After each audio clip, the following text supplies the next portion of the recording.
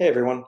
This is going to be a quick demo on how to create a click track for whatever percussion ensemble, solo, marching band, whatever have you that you need it for. I'm going to be using MuseScore 3 and GarageBand, which are both free programs, and obviously GarageBand's just for Mac.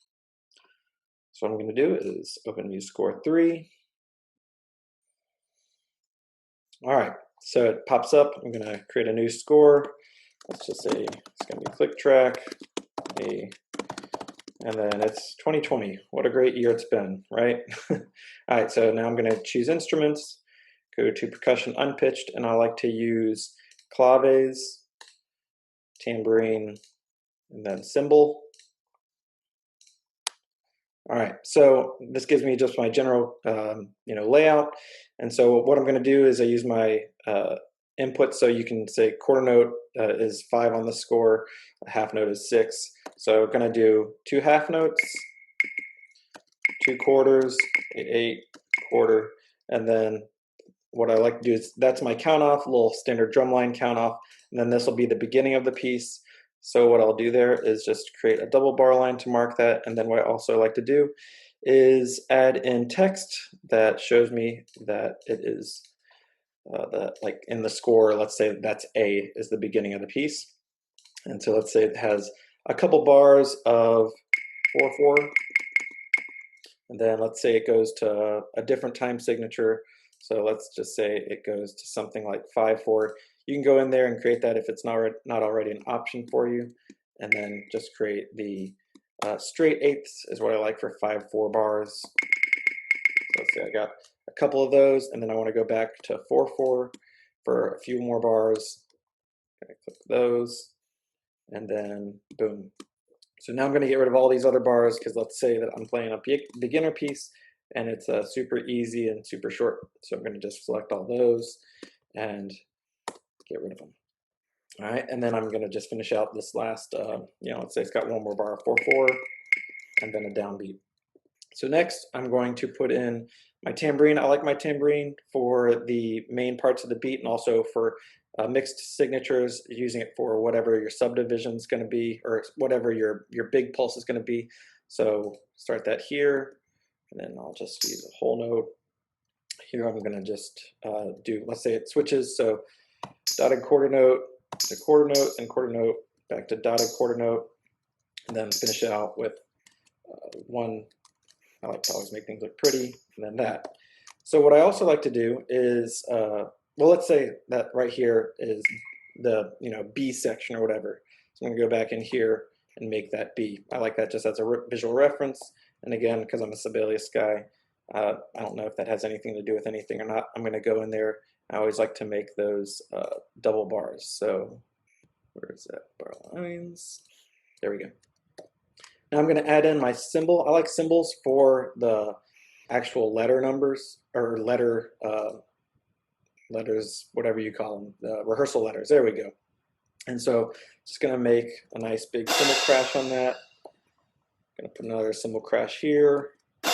And then obviously that's the end of it. So you got to put a cymbal crash at the end. So this gives us all of that stuff. Just a few quick tips. If you're looking at changing your tempo, it's super simple. So let's say that this starts at quarter note equals 90, and then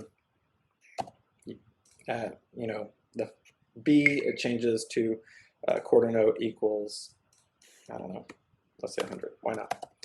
So that's super simple, super easy to change the meters temp or change the measures tempo. So now I've got this, and here's what it's going to sound like.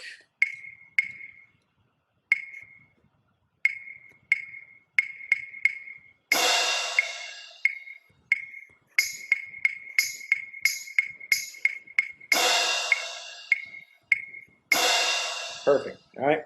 Super great, awesome piece. It's going to be a lot of fun for the kids to play. So then what I got to do is I like to add in a voiceover so that A and B not only have cymbal crashes, but I actually say A and B in the recording, so that way if students are using something like the Amazing Slowdowner app, they can kind of get a better reference for where those sections are. What you got to do to export as an MP3 is go down and select it as an MP3. There we go. All right, so now I've got my click track MP3 there. Now I'm going to go into GarageBand, choose just a blank session, get that one with the audio with the microphone, and you'll see why in a second. I'm going to click and drag this underneath that first track. So now I've got this in my GarageBand setup, and I'm going to put on a set of headphones because when I record my voice, I don't want the click track to be playing out loud so that the microphone picks it up. So now I've got my microphone, my headphones plugged in so that you're not going to hear that.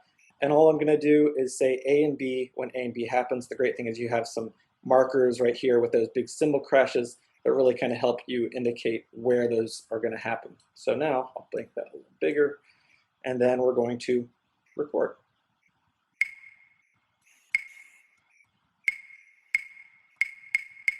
A,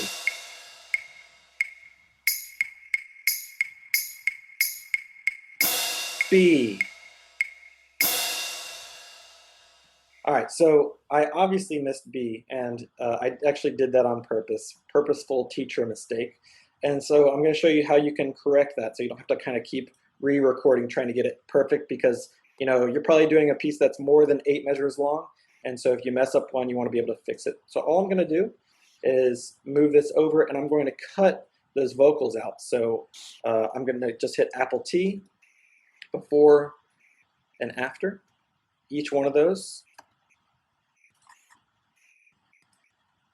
And now that gives me, so I'm going to get rid of all this dead space. Sorry for the fan noise on my MacBook Pro. That's one of the things I hate about these new MacBook Pros is the fans seem to be on all the time. So that first one, I lined up nicely. But the second one, not so much. This is where that crash was. So all I'm going to do is just drag that over. And now I get, boom. So now here's what the whole very simple click track sounds like.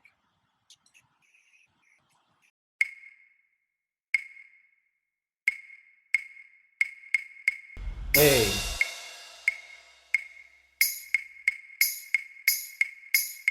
B. All right, there we go. And then the last thing you want to do is just export it. So you're going to go to share and then export song to disk. And then you can name it what click full track since it has everything on it. Put it on my desktop. You can say it as MP3, AIF wave, whatever you want to. Export it, and then all of a sudden, you've got your full click track right here, and you can send that out to your students. So I hope that was helpful. I've had some students and people ask me how I create click tracks, and it's not rocket science. There's no secret behind it. I'm using just very simple free tools and something that anybody can use and hopefully make your day a little easier and your students' practice a little bit more productive. And especially for ensemble, whether that's chamber or large ensemble, this can be a real big help in getting those earlier stages of learning music, kind of helped out a little bit more. So hope you enjoyed it. Have a great day and axe some jacks.